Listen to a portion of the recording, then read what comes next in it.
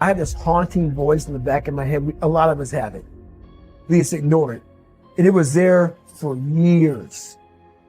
So I knew in the back of my mind that I could pull off this whatever I wanted. I knew I could. I knew that, but I was afraid of the work because I wasn't gifted with brains. I wasn't gifted with God-given talent as far as like athleticism. So I knew to get to where I had to go, to be on the same playing field as these men, to even try out for this program, I knew the work was going to be something that I didn't want to even attack. So I was just putting it off. It haunted me. That's what I realized for myself was I wanted that comfort zone that everybody looks for, that pat on the back. They don't want to hear all the bad. They want to hear everything that they're doing right. And I realized that's what kept me in this world.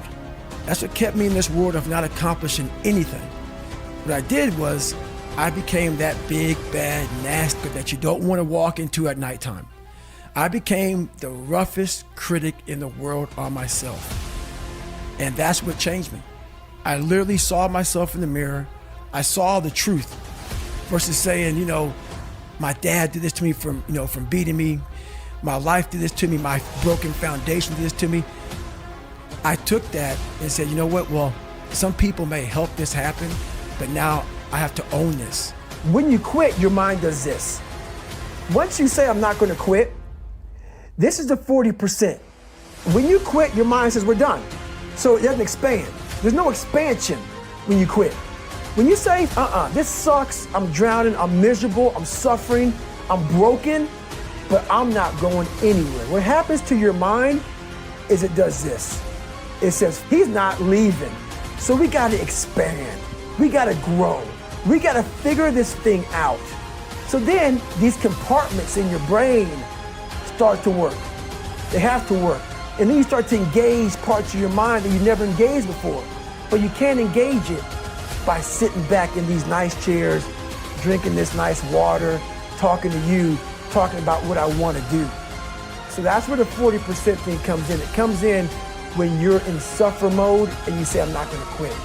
You're forcing your brain now to operate on a level it's not used to, but then it becomes used to it. In times of need, even the hardest person forgets how badass they are. So I've been through a lot of my life. When you're going through a hard time right now, you forget all the hard time you endured. So the cookie jar is a reminder that, oh, I can get through this hard time right now, but you gotta take a second or two to reach into the mental cookie jar. You gotta open up and say, okay, man, I was in 3 hell weeks and I got through 2 of them. You know, I was in Ranger School. I saw these beatings. My mom's soon-to-be husband got murdered. I saw a little kid's head get ran over. All these things I endured alone. I have to remind myself of the strength and the power that I have, that it's in me. It's just a reminder of how badass you are in hard times, because we just forget that bad time consumes our mind and we forget who we are. I always fix the things on the surface. If I couldn't read and write, I learned to read and write. I would always fix these things on the surface level. And so whenever something hard would like raise its ugly head, I didn't have any kind of tools to handle it. Like, man, I thought I fixed this already, man. But no, I didn't go deep into the dungeon of my soul to say, okay, what is making you a quitter? What is making you a weak man? What is making you afraid? That's why I kept on quitting and going back to start, or not knowing how to get through hard times. And that's why I always tell people, I'm not a theorist. I didn't study, I didn't study a book. I literally put myself in a fire repeatedly like a sword. You put a sword in the fire repeatedly and repeatedly. If you keep on doing that, you're gonna get a nice sword. And then you keep on beating it. You gotta beat the shit out of it. And that's what I am. Yeah. I became that. I said, okay, we can't quit. We gotta figure out what is wrong with you, what's going on here. So I kept on putting the sword back in the daggone fire, and I just beat it harder. And I beat it harder. Before I knew it, I started realizing, all right, man, the brain is starting to get hard. The brain is starting to get hard. I'm having a hard time trying to find a place to run, but I'm spending a lot of time on, the elliptical trainer. I'm making it work. I don't mind London at all. You know, I've been a lot of places in the world. You know, London's good. You know what? For me, most of my life, people didn't know it. I had to tell them the truth. My mom got abused physically and mentally by my dad. And so I kept everything from her pretty much. Whenever I wanted to tell her something, it seemed like bad shit was always happening, not just to her, but to me also. But at a young age, I felt like I was a man of the house. So I didn't want her to know anything about my life. You know, like what I was going through. You know, I had a learning disability. I still have a learning disability. My dad beat the hell out of me. School wasn't great for me. So everywhere I went, I was having all these kind of obstacles hit me in the face. So I just hit it. So I became a really closed person because I didn't want to stress her out anymore. So I became this person who walked around with like two sides of David Goggins. There's one side that was like, I'm a tough guy. That was the outside surface. But on the inside, I was a kid that was just hurting, that needed all kind of help, but no one knew it. And never talked about it because why? That showed weakness. And my mom didn't need to hear it. At least that's what I thought. So, you know, for me to come out and be this vulnerable, because everybody thinks I'm Superman. Everybody thinks I'm Superman. So I had to tell them the truth. And the truth is very important. And for me, a lot of years of my life growing up, I lied a lot because didn't have a lot of friends, felt socially just all kind of awkward. I was hiding all kind of stuff. So you do whatever you can to create another human being that's acceptable, that you think is acceptable in society. And when I did that, all that came out was a bunch of shit, a bunch of lies, a bunch of filth, a bunch of nothing. That's who I am. I was lazy. That's who I am. But what I found when I was 297 pounds, so I'm not a guy that read a book and said, oh, they're the answers. All this came from here. It came from me putting myself on the hot seat and then saying, okay, wow, okay, 297, this is where my mind was at. To get to 187, this is where my mind went to go through 3 hell weeks, to run 205 miles, to do 4,030 pull-ups. And I'm a natural born fat guy. Even though I was born 175, I gained 125 pounds. I was lazy. That's who I am. You want to find peace with yourself, self-understanding, self-knowledge, self-esteem. All of these things are going to be found only through sacrifice, getting uncomfortable, reevaluating what your normal is, and putting yourself in situations that you don't want to do. And we want it very fast. If you don't see results in the first 2 days or the first week, I'm done. That's the mentality of most people. The struggle is too real. We're not patient. We, like in a world where you can Google the best restaurants around me right now, no one is patient.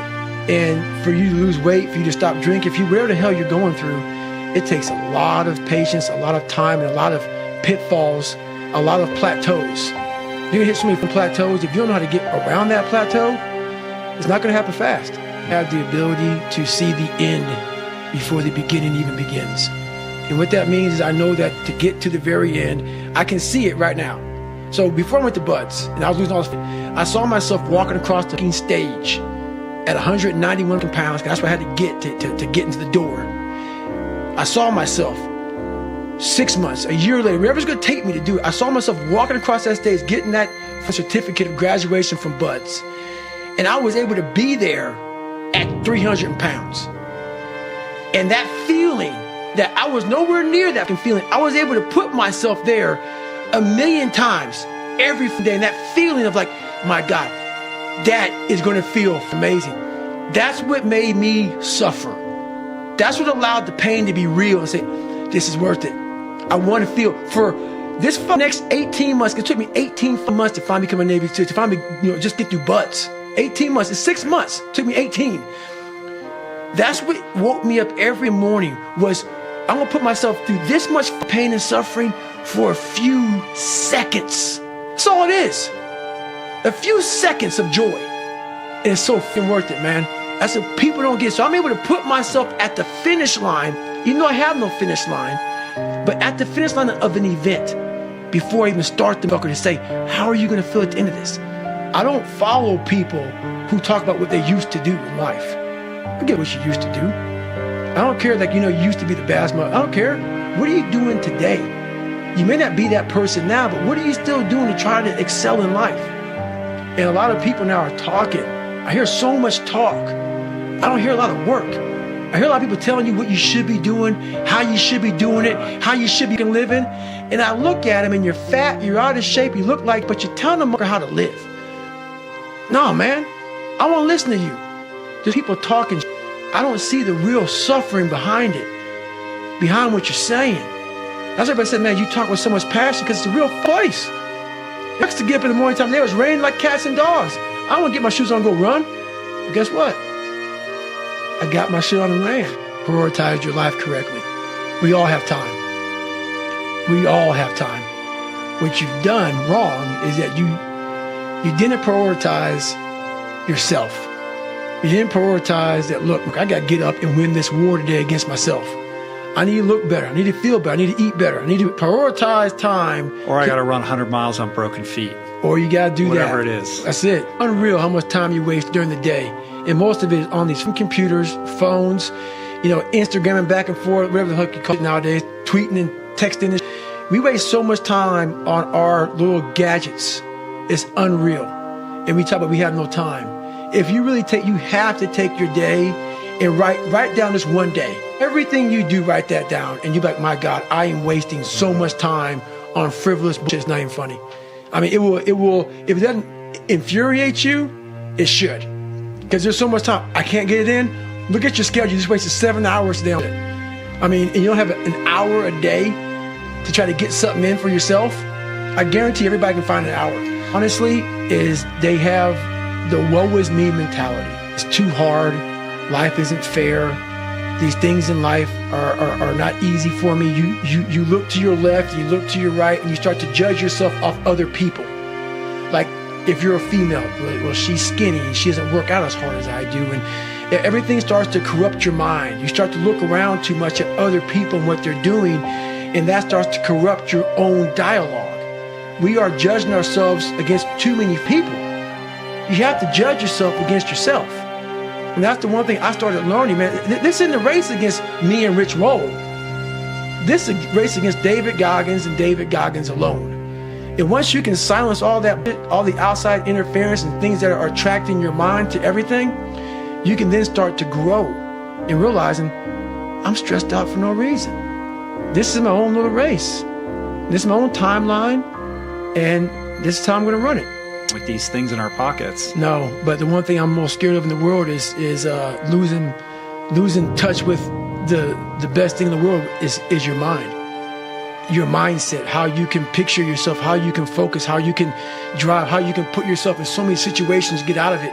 Because those headphones we listen to, those phones that we Google to find information, there's so many situations in my life not going to help me.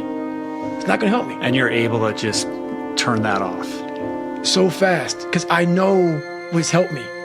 None of that stuff's ever helped me. Mm-hmm. None of that stuff's ever helped me. What has helped me has been me alone, getting my together and being accountable for who I'm not.